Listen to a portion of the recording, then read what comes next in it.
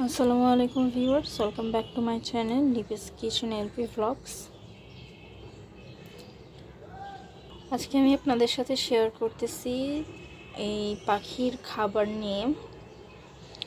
এখানে আমি ধান দিয়েছিলাম, ধান আর যেগুলো খায় বীজের যে খাবারগুলো সেইগুলো প্রায় শেষ হয়ে গেছে, ওরা এখন খাচ্ছে না। আর এই সাইডে আমি প্রোটিন দিয়ে রাখছিলাম, এটা কিছুটা খেয়েছে আর এখন আছে। আমি এটাকে এখন বের করে নিচ্ছি।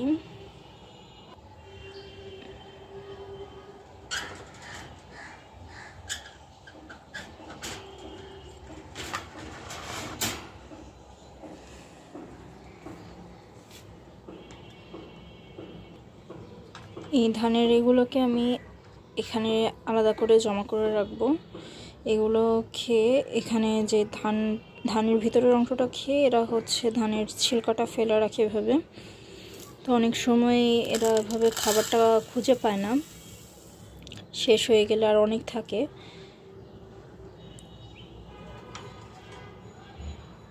তো আমি এটাকে আলাদা করে জমা করে রাখি, যখন অনেকগুলো হয় তখন আবার এটাকে আমি ছিঁড়ে টেড়ে আবার যেটুকু খাবার বেঁচে থাকে সেটা আবার এদেরকে দিয়ে দিই।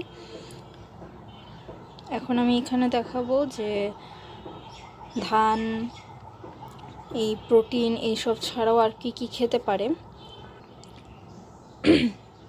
আমি এখানে ধনিয়া পাতা নিয়েছি, এরা কিন্তু ধনিয়া পাতা খেতে খুবই পছন্দ করে।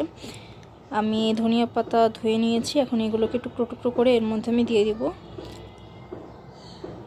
দেওয়ার পরে কিন্তু এগুলো ওরা এত মজা করে খায় যে নিমেষেই শেষ হয়ে যাবে।